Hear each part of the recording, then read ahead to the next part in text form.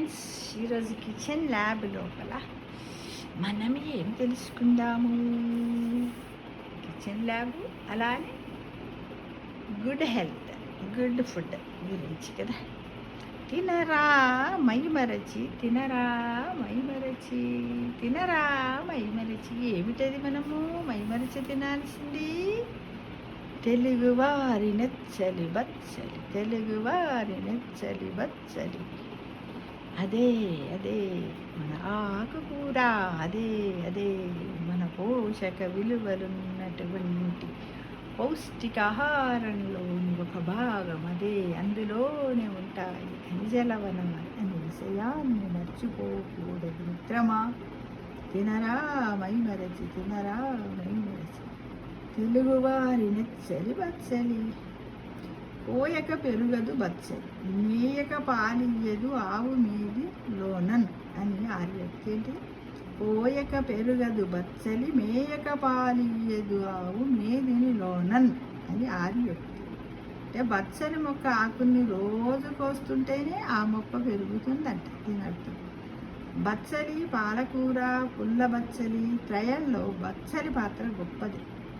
మంచి ఎండలో ఎక్కువగా పెరుగుతుంది కాబట్టి భూమధ్య రేఖకు దగ్గరగా ఉన్న తెలుగు వాళ్ళకి బచ్చలాకు ప్రీతి పాత్రమైంది.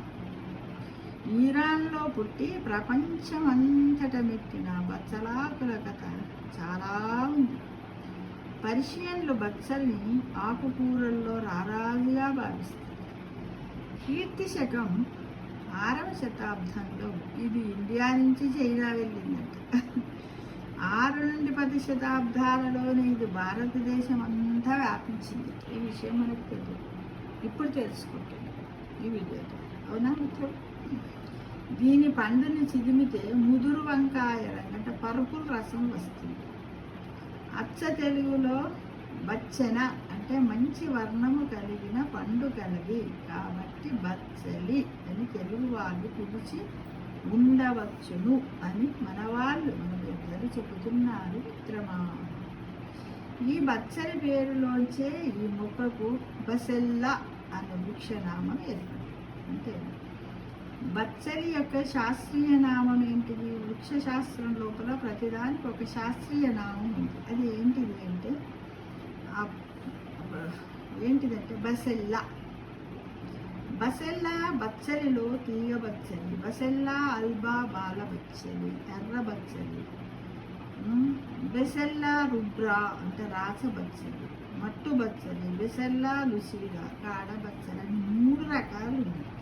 వీటి గుణాలు ఇంచుమించు సమానంగానే ఉంటాయి. వీటి యొక్క ఔషధ గుణాలు అనుకోండి, వీటిలో ఉండే పోషక విలువలు కూడా ఇంచుమించు కరెక్ట్ సమానంగానే ఉంటాయి. అంటే బచ్చల్లో 3 రకాలు ఏంటిది?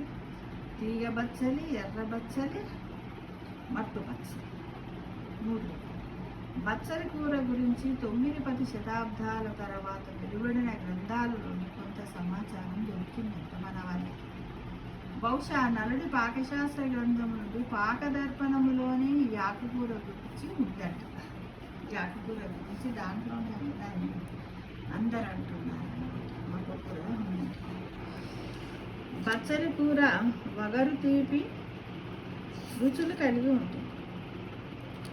జీవకణాలను పెంచి విషదోషాలని హరిస్తుంది మరియు చలవ చేస్తుంది. మైగ్రేన్, తలనొప్పిని తగ్గిస్తుంది. సహజ నిద్ర పట్టించే గుణము దీనికి.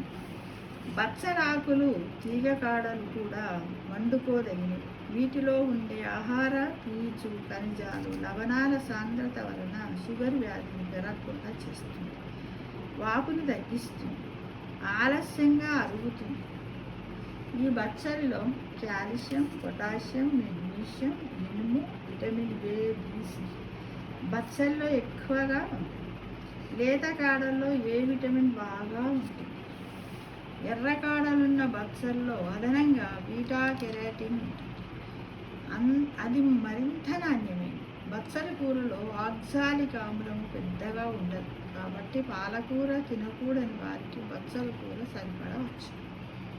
మూత్రపిండాలకు, ఊపిరితిత్తులకు బలం ఇస్తుంది. వృద్ధాప్యమును నివారిస్తుంది. బచ్చలాకులు జిగురుగా ఉంటాయి. ఈ జిగురు కూడా మంచిది, విరేచనం అయ్యేలా చేస్తుంది. క్యాన్సర్ నివారకాల్లో ఇది కూడా ఒకటి. బచ్చల కూర పేరు చెప్పగానే కదంబ బచ్చలి కూర గుర్తొస్తుంది. కంద ప్లస్ బచ్చలిది మంచి జోడి. బచ్చలితో కలిపి వండితే కందలో దోషాలు పోతాయంట. కందకి తోడుగా మరో కూర జోడి కుదరకపోవచ్చు కూడా.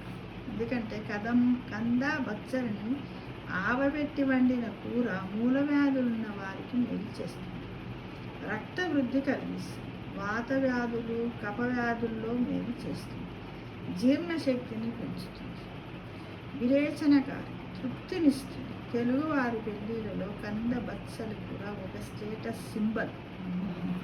అప్పుడు వండేవాళ్ళట చాలామంది బచ్చల కూర పెళ్ళిళ్ళల్లో కదా. ఇప్పుడు మామూలుగా ఏమంటాం, గంగవాయల కూర పప్పు, చుక్కకూర పప్పు, పాలకూర పప్పు ఇవే వండుతాం అంతే కదా. బచ్చలాకులు కాడలు తీగని కూడా మిక్సీలో వేసి రసము తీసి పచ్చిగా కూడా తాగేవారట, తాగవచ్చట.